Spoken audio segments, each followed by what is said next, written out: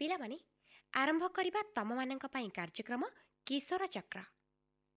ପିଲେ, ଆମେ ସମସ୍ତେ ସ୍ୱାଧୀନତାକୁ ପସନ୍ଦ କରୁ। ହଁ, ସ୍ୱାଧୀନତା ଆମ ସମସ୍ତଙ୍କର ଜନ୍ମଗତ ଅଧିକାର। ସମସ୍ତେ ସ୍ୱାଧୀନ ଭାବରେ ଜୀବନଯାପନ କରିବାକୁ ଇଚ୍ଛା କରନ୍ତି। କୌଣସି କାରଣରୁ ସ୍ୱାଧୀନତା ହରେଇଲେ ସେ ହୁଏ ପରାଧୀନ। ତମେମାନେ ତ ଜାଣିଛ, ଆମ ଦେଶ କାହିଁ କେତେ କାଳରୁ ଇଂରେଜ ସରକାରଙ୍କ ଅଧୀନରେ ଥିଲା। ଆମ ଦେଶର କେତେ ମହାପୁରୁଷ ସ୍ୱାଧୀନତା ପାଇଁ ଶହୀଦ ହୋଇଛନ୍ତି। ସେମାନଙ୍କର ସାଧନା, ତ୍ୟାଗ ଓ ଆଦର୍ଶ ପାଇଁ ଆମେ ଆଜି ସ୍ୱାଧୀନ ଭାରତବାସୀ। ଆସ ପିଲାଏ ଶୁଣିବା ସଙ୍ଗୀତ ରୂପକ ଆମେରେ ସ୍ୱାଧୀନ ଦେଶର ପିଲା। ସଙ୍ଗୀତ ରୂପକଟିକୁ ଲେଖିଛନ୍ତି ଜଗନ୍ନାଥ ପଣ୍ଡା। ପରିବେଷଣ କରିଛନ୍ତି କଳାବତୀ କଳା ନିକେତନ, ବିଡ଼ାନାସୀ, କଟକର ପିଲାମାନେ। ଆସ ଶୁଣିବା।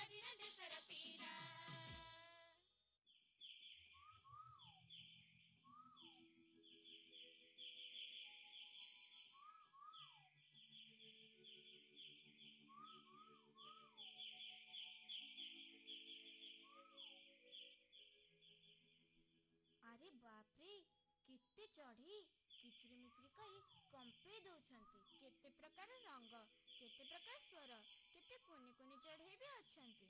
ସତରେ କେତେ ବଢ଼ିଆ। ଏମିତିକା ଚଢ଼େଇ ତ ମୁଁ ଆଗରୁ ମୋଟେ ଦେଖିନଥିଲି। ମୁଁ ବି ଦେଖିନଥିଲି। ଏ ଚିଡ଼ିଆଖାନା ଥିବାରୁ ସିନା ୟାଙ୍କୁ ସବୁ ଦେଖିଲେ, ନହେଲେ ଏମାନେ କୋଉଠି ବଣ ଜଙ୍ଗଲରେ ଉଡ଼ି ବୁଲୁଥାନ୍ତେ। ତାଙ୍କୁ କ'ଣ ଆମେ ଦେଖିପାରିଥାନ୍ତେ? ଏମାନେ ସବୁ ଧରା ହେଇ ଆସିଛନ୍ତି। ଏ ତାରଜାଲିର ପଞ୍ଜୁରୀ ଭିତରେ ରହିଛନ୍ତି। କେତେ ପିଲା ଆସୁଛନ୍ତି, ତାଙ୍କୁ ଦେଖୁଛନ୍ତି। ତାଙ୍କୁ ବି ଏଠି ଦାନା ଦିଆ ହେଉଛି। ଭାରି ଆରାମରେ ଏଠି ରହିଛନ୍ତି। ଆରେ, ତମେ ଏମିତି କ'ଣ କରୁଛ? ସେ ତାରଜାଲି ଭିତରକୁ କାଠି ପୁରାଉଛ କାହିଁକି? ଏ ଚଢ଼େଇଟା ଏଠି ଖାଲି ବସିଛି। ତାକୁ କାଠିରେ କେଞ୍ଚିଲେ ସେ ଉଡ଼ିବ। ନାଇଁ, ପକ୍ଷୀମାନଙ୍କୁ ଏମିତି କରିବା ଠିକ୍ ନୁହେଁ। ସେମାନେ ତ ଖୋଲା ଆକାଶରେ ଯିବ। ଆମେ ତାଙ୍କୁ ଧରି ଆଣି ଏମିତି ପଞ୍ଜୁରୀରେ ବାନ୍ଧି ଦେଇଛୁ। ତାଙ୍କ ମନରେ ତ ବହୁତ ଦୁଃଖ। ସେଥିରେ ପୁଣି ତମେମାନେ ତାଙ୍କୁ କଷ୍ଟ ଦେବା ଆଦୌ ଉଚିତ ନୁହେଁ। ହେଲେ ମା, ତାଙ୍କ ମନରେ କଷ୍ଟ କାହିଁକି? ସେମାନେ ତ ଏଠି ଆରାମରେ ଅଛନ୍ତି। ବଣ ଜଙ୍ଗଲରେ ଥିଲେ ସେମାନେ ଖରା ବରଷା ବତାସ ସବୁ ସହିଥାନ୍ତି, ହୁଏତ ମରିଯାଇଥାନ୍ତି, ପୁଣି ଏମିତିକା ଖାଇବାକୁ କ'ଣ ପାଇଥାନ୍ତେ? ସେ କଥା ଠିକ୍ ଯେ, ହେଲେ ତାଙ୍କୁ ସବୁ ସୁବିଧା ଦେଇ ଆମେ ତାଙ୍କର ଅସଲ ଆନନ୍ଦ ଛଡ଼େଇ ନେଉଛୁ। ଏଠି କ'ଣ ସେମାନେ ଆନନ୍ଦରେ ନାହାନ୍ତି? କେମିତି ରହିବେ? ଆମେ ତାଙ୍କର ସ୍ୱାଧୀନତା ଛଡ଼େଇ ନେଇଛୁ। ମନ ଇଚ୍ଛାରେ ସେମାନେ କ'ଣ ଉଡ଼ି ବୁଲି ପାରୁଛନ୍ତି? ଗଛକୁ ଗଛ, ଡାଳକୁ ଡାଳ ବୁଲି ସେମାନେ କ'ଣ କିଚିରିମିଚିରି କରିପାରୁଛନ୍ତି? ଡିଣା ଥିଲେ ବି ଉଡ଼ିବାକୁ ଖୋଲା ଆକାଶ ପାଉନାହାନ୍ତି। ଏ ପକ୍ଷୀମାନଙ୍କ ପରି ସମସ୍ତେ ସ୍ୱାଧୀନ ହେଲେ ହିଁ ଆନନ୍ଦ ପାଆନ୍ତି। ଯେତେ ଯାହା ଦିଅ, ସ୍ୱାଧୀନତା ନଥିଲେ ମନରେ ସୁଖ କି ସରାଗ ନଥାଏ। 1947 ମସିହା ପୂର୍ବରୁ ଆମ ଦେଶବାସୀମାନେ ଏଇ ପକ୍ଷୀମାନଙ୍କ ପରି ଭାରି ଦୁଃଖରେ ଥିଲେ। ପରାଧୀନ ହୋଇ ସବୁ ସୁଖ ସରାଗ ହରାଇଥିଲେ। ଆମ ଦେଶ ପରାଧୀନ ଥିଲା, ତେବେ ସେତେବେଳେ କ'ଣ ହଉଥିଲା?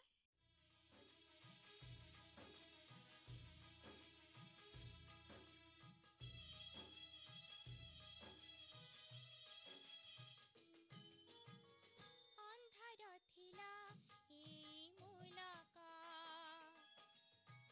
ଆମ ଘରେ ପଡ଼ିଥିଲା କୋଲପ। ଅନ୍ଧାର ଥିଲା ଏଇ ମୁଲକ, ଆମ ଘରେ ପଡ଼ିଥିଲା କୋଲପ। କାରାଗାରେ ଥିଲା ବନ୍ଦୀ ଜୀବନ, କାରାଗାରେ ଥିଲା ବନ୍ଦୀ ଜୀବନ। ଥିଲୁ ଲୁଣ ମୁହିଁ ଯେମିତି ଯୋଗ, ଅନ୍ଧାର ଥିଲା ଏଇ ମୁଲକ, ଆମ ଘରେ ପଡ଼ିଥିଲା କୋଲପ।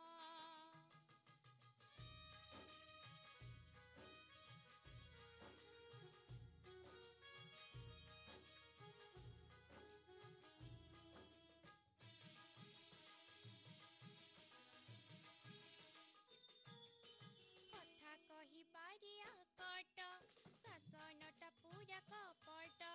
କଥା କଥା କରି କୁରଡ଼ା ପାହାର ହେଉଥିଲୁ ଛଟପଟ।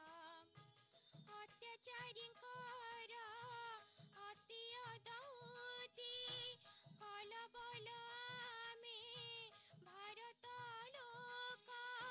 ଥିଲୁ ଲୁଣ ମୁହିଁ ଯେମିତି ଯୋଗ, ଅନ୍ଧାର ଥିଲା ଏଇ ମୁଲକ,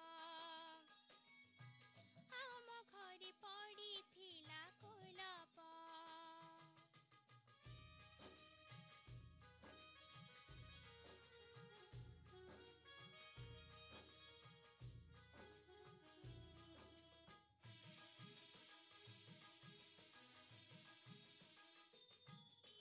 ରହିବାରେ ନୁହଁ ସ୍ୱାଧୀନ, କହିବାରେ ନୁହଁ ସ୍ୱାଧୀନ।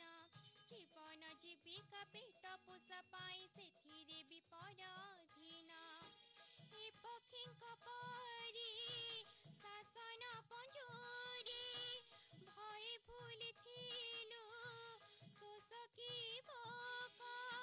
ଥିଲୁ ଲୁଣ ମୁହିଁ ଯେମିତି ଯୋଗ,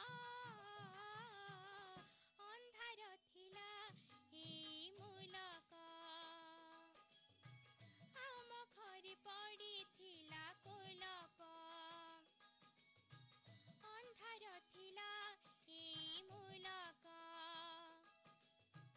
ଆମ ଘରେ ପଡ଼ିଥିଲା କୋଲପ।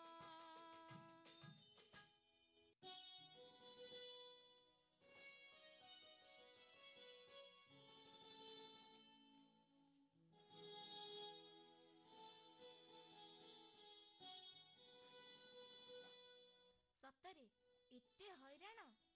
ତମେ ତ ସ୍ୱାଧୀନ ଦେଶର ପିଲା, ସ୍ୱାଧୀନ ଭାରତରେ ଜନ୍ମ।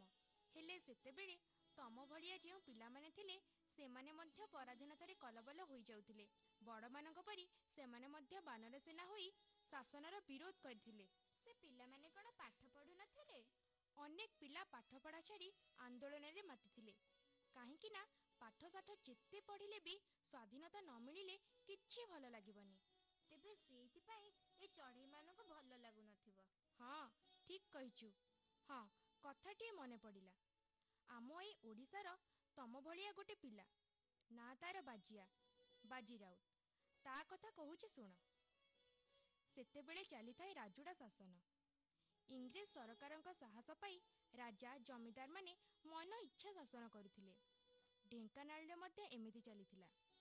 ରାଜାଙ୍କୁ ସାହାଯ୍ୟ କରିବା ପାଇଁ ବ୍ରିଟିଶ ଫୌଜ ଗୁଳିଗୋଳାର ଭୟ ଦେଖାଇଥିଲେ। ସେମିତି ଗୋଟେ ଘଟଣା ଘଟିଲା ନୀଳକଣ୍ଠପୁର ଗାଁରେ।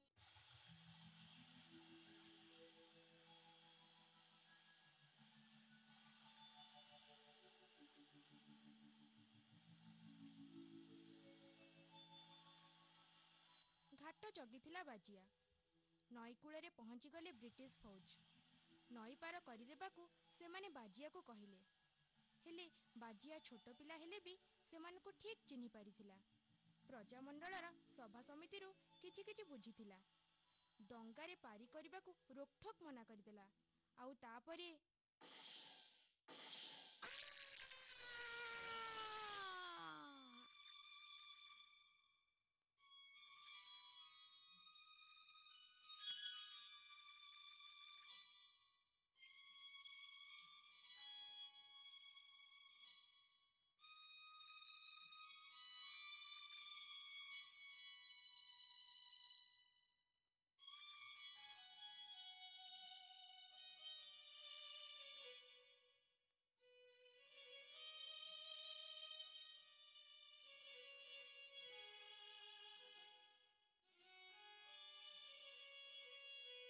ନିଷ୍ଠୁର ସିପାହୀଙ୍କ ଗୁଳିରେ ଟଳି ପଡ଼ିଲା ବାଜିଆ।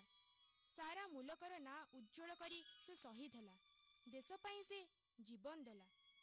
ଆମେ ବି ସେମିତି କରିଥାନ୍ତୁ, ଆମେ ବି ଡରି ନଥାନ୍ତୁ। ଏହିଭଳି ସାହସୀ ପିଲା ସେତେବେଳେ ବି ଅନେକ ଥିଲେ। ପରେ ପରେ ଆନ୍ଦୋଳନ ବଢ଼ି ଚାଲିଲା। ଜାତିର ଜନକ ମହାତ୍ମା ଗାନ୍ଧୀଙ୍କ କିମିଆ କାମ ଦେଲା। ସତେଅବା ମୋହନଙ୍କର ବଇଁଶୀ ବାଜି ଉଠିଲା। ସବୁ କିଛି ବଦଳିଗଲା।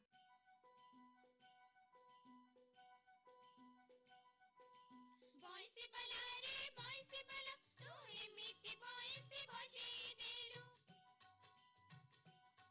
ହଁ, ବଇଁଶୀବାଲାରେ ବଇଁଶୀବାଲା, ତୁ ଏମିତି ବଇଁଶୀ ବଜେଇଦେଲୁ। ପତ୍ର କଅଁଳିଲା, ଡାଳେ ଫୁଲ ଫୁଟିଲା, କେତେ କଷି ଧରିଲା, ପୁଣି ଫଳ ଫଳିଲା। ସେ ଫଳକୁ ଖାଇ ଆମେ ବଳୁଆ ହେଲୁ, ତୁ ଏମିତି ବଇଁଶୀ ବଜେଇଦେଲୁ।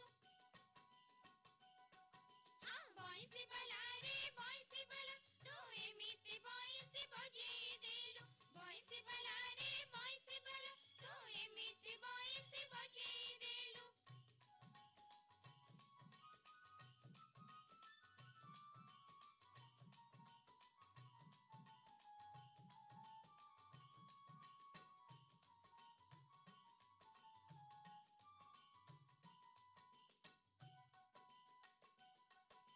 ସେତେବେଳେ କେତେ ପିଠି ସହିଥିଲା, ଚାବୁକରେ କେତେ ମାଡ଼।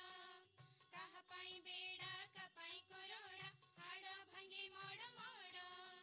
କାହାରି ବଦଳି ସ୍ୱାଧୀନ ସ୍ୱରାଜ ଆମେ ସିନା ପାଇଗଲୁ, ତୁ ଏମିତି ବଇଁଶୀ ବଜେଇଦେଲୁ। ହଁ, ବଇଁଶୀବାଲାରେ ବଇଁଶୀବାଲା, ତୁ ଏମିତି ବଇଁଶୀ ବଜେଇଦେଲୁ। ବଇଁଶୀବାଲାରେ ବଇଁଶୀବାଲା, ତୁ ଏମିତି ବଇଁଶୀ ବଜେଇଦେଲୁ।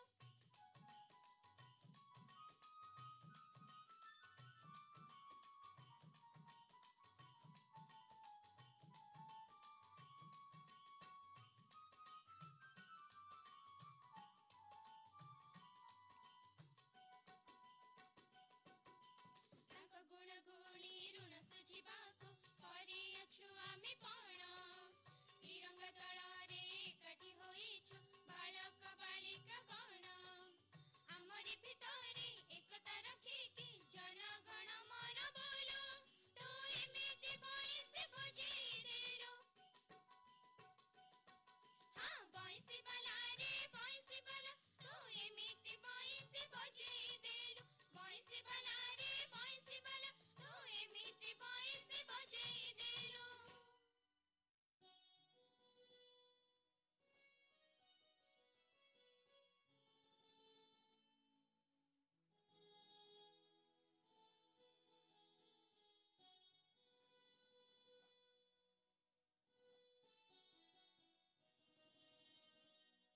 ଏତେ କଷ୍ଟରେ ସ୍ୱାଧୀନତା ମିଳିଛି, ଆମେ କିନ୍ତୁ ମୋଟେ ପରାଧୀନ ହେବୁନି। ଆମ ପରାଧୀନତାର କାରଣ କ'ଣ ଜାଣିଛ ନା? କ'ଣ? ଅଶିକ୍ଷା, ଦାରିଦ୍ର୍ୟ ଆଉ ଏକତାର ଅଭାବ। ଏଇଥିପାଇଁ ଶହ ଶହ ବର୍ଷ ଧରି ବିଦେଶୀମାନେ ଆମ ଉପରେ ରାଜୁତି ଚଳେଇଥିଲେ। ଆଉ ସେମିତି ହବନି ମା। ଆମେ ମନ ଦେଇ ପାଠ ପଢ଼ିବୁ, ଉଚ୍ଚ ଶିକ୍ଷିତ ହେବୁ, କଠିନ ପରିଶ୍ରମ କରି ଦାରିଦ୍ର୍ୟ ଦୂର କରିବୁ। ଶିକ୍ଷା ଓ ବୈଷୟିକ ଶିକ୍ଷାରେ ଆମେ ଆଗୁଆ ହେବୁ, ବୈଜ୍ଞାନିକ ହେବୁ, ଇଞ୍ଜିନିୟର ହେବୁ। ଖାଲି ସେତିକି ନୁହେଁ, ଆମର ସମ୍ବଳ ହେଉଛି ଆମ ଜମିବାଡ଼ି। ଆଧୁନିକ ଶିକ୍ଷା ପ୍ରଣାଳୀରେ ଚାଷ କରି ସବୁ ଜମିବାଡ଼ିରେ ଫସଲ ଫଳାଇଲେ ଆମର ଖାଦ୍ୟାଭାବ ଦୂର ହେବ। ଶିଳ୍ପରେ ଆଗେଇଲେ ଆମର ଆର୍ଥିକ ଅବସ୍ଥା ସୁଧୁରିବ। ଆମେ କେଉଁଥିପାଇଁ କାହା ଉପରେ ନିର୍ଭର କରିବା ନାହିଁ। ତେବେ ଯାଇ ଆମର ସ୍ୱାଧୀନତା ସୁରକ୍ଷିତ ରହିବ। ମା, ବଡ଼ ହେଲେ ମୁଁ ସୈନିକ ହେବି, ମୁଁ ବଡ଼ ହେଲେ କୃଷକ ହେବି। ଆଉ ସେତେବେଳେ ମୁଁ କହିବି, ଜୟ ଯବାନ, ଜୟ କିଷାନ।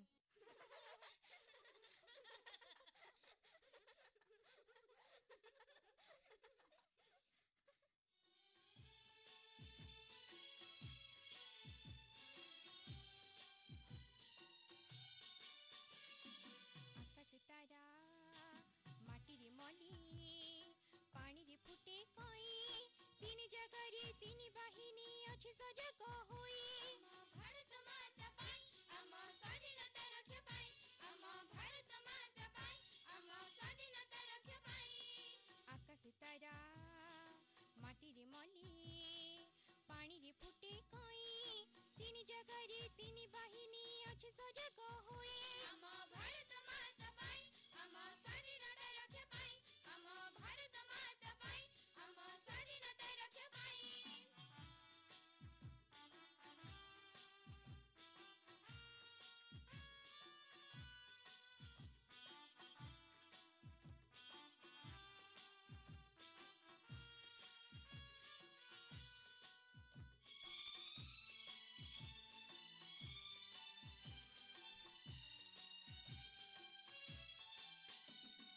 ଆମରି ପାଠ, ଆମରି ଶାଠ, ଆମ କଳ କୌଶଳ, ଆମରି କ୍ଷେତ, ଆମ ଅମର, ଆରି ଫୁଲ ଫଳ। ଆମରି ପାଠ, ଆମରି ଶାଠ, ଆମ କଳ କୌଶଳ, ଆମରି କ୍ଷେତ, ଆମ ଅମର, ଆରି ଫୁଲ ଫଳ। ସବୁ ସୁନ୍ଦର, ସବୁ ମଧୁର, ସବୁ ସୁନ୍ଦର, ସବୁ ମଧୁର। ଖାଲି ସ୍ୱାଧୀନତା ପାଇଁ ତାକୁ ରଖିବୁ ପ୍ରାଣ ଦେଇ, ତାକୁ ରଖିବୁ ପ୍ରାଣ ଦେଇ। ଆମ ଭାରତ ମାତା ପାଇଁ, ଆମ ସ୍ୱାଧୀନତା ରକ୍ଷା ପାଇଁ, ଆମ ଭାରତ ମାତା ପାଇଁ, ଆମ ସ୍ୱାଧୀନତା ରକ୍ଷା ପାଇଁ।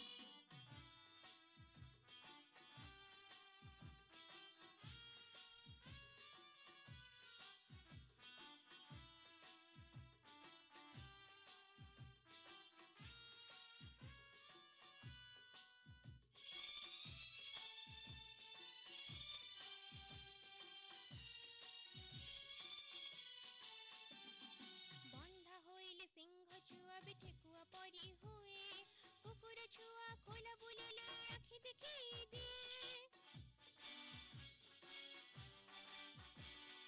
ବନ୍ଧା ହୋଇଲେ ସିଂହ ଛୁଆ ବି ଠେକୁଆ ପରି ହୁଏ, କୁକୁର ଛୁଆ ଖୋଲା ବୁଲିଲେ ଆଖି ଦେଖେଇ ଦିଏ।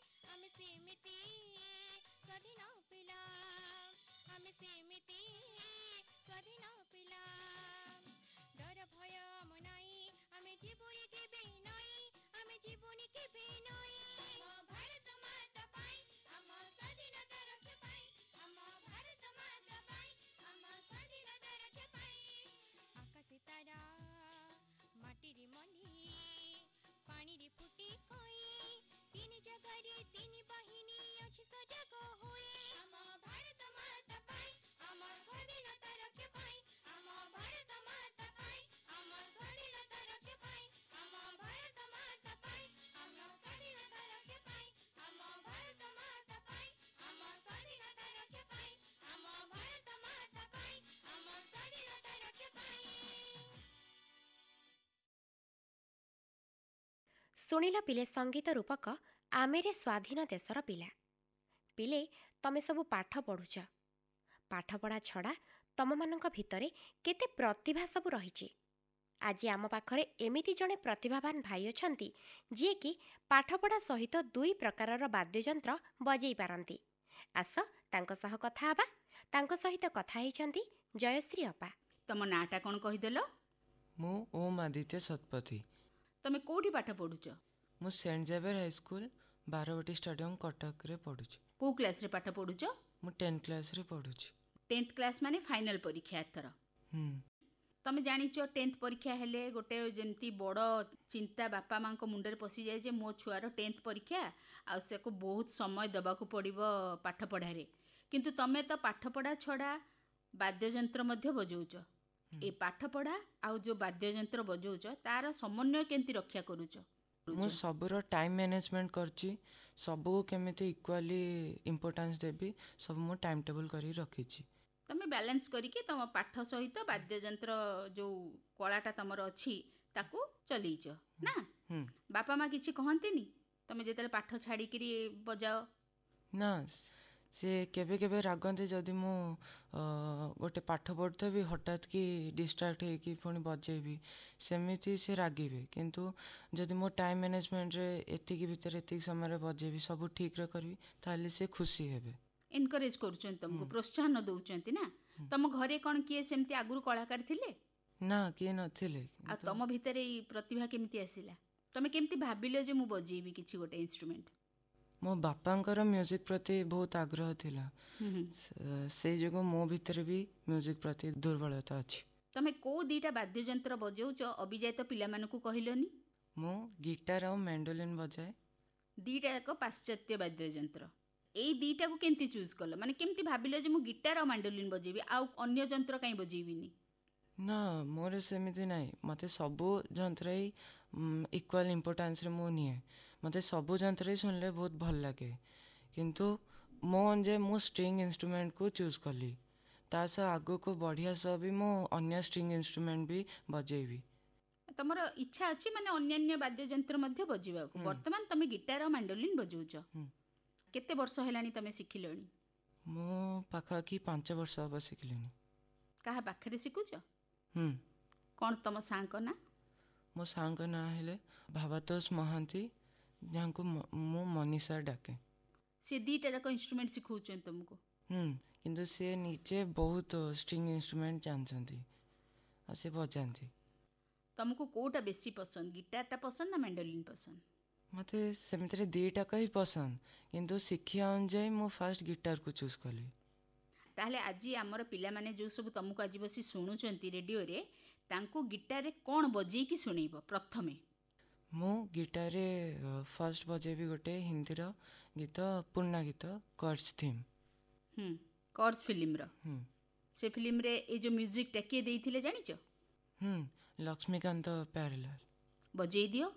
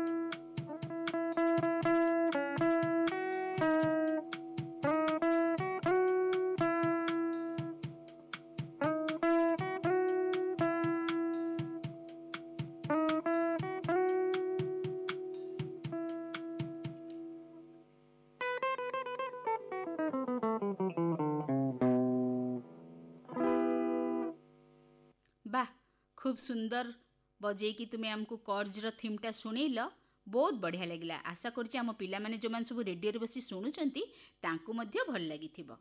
अच्छा आदित्य, पाठ पढ़ारे तमे केमिति केमती पाठ पढ़? भल ना मीडियम एमिति कौन? ना मु पाठ पढ़ा को मोर बेस्ट दिए आ मते सेमिति बेस्ट रिजल्ट्स भी मिले। तामाने तमे भल पाठ पढ़। पाठ पढ़ा को नहीं किछि लक्ष्य रखिछ?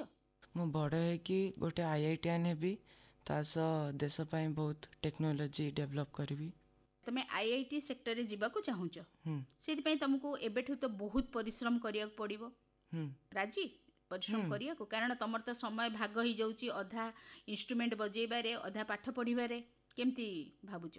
मु जदि सब जिनस को पार्लाली नेबी, मोर इम्पोर्टेंस समस्त को देबी, इक्वाली प्रैक्टिस करी सब जिनस को, ताले मु सफल हो पारे। सबु सफलता पछरे काହାର ना काହାର हाथ थाए। तम सफलता पछरे का हाथ अछि? मो बापा मांकर। बापा माँ तुमको बहुत प्रोत्साहन करूछंती। तमे जेते बेले चिंता कल जे मु किछि बजेबी, सेते बेलु ठारू तुमको बापा माँ प्रोत्साहित करि आसुछंती, हाँ कि नहीं? तमे तम बापा मांकर उत्तम संतान बोली भाबुछ कि? मु तो मोर बेस्ट ट्राई करे जेमि तांको खुशी करि परिबी, किंतु मु जाननी तांको मन कोन थो। बापा माँ का कथा मान? काहा कथा बेसी मान, मांकर ना बापांकर? बापांकर। माँ मन दुख करंतनी तांको कथा मानुन बोली? हाँ सब बेले कहंती। हैरान कर घरे? कौन कौन हैरान कर बापा माँ को? बेसिकरी माँ को माने केतेले गोटे कहूथेबे केथर कहबे मु सुन नथिबी, अलगा कामरे व्यस्त थिबी। अच्छा हो, वर्तमान कौन बजेबो मैंडोलिन रे हमको? गोटे ओडिया रा पैट्रियोटिक सॉन्ग बजेबी, जाना ओडिशा मो ओडिशा।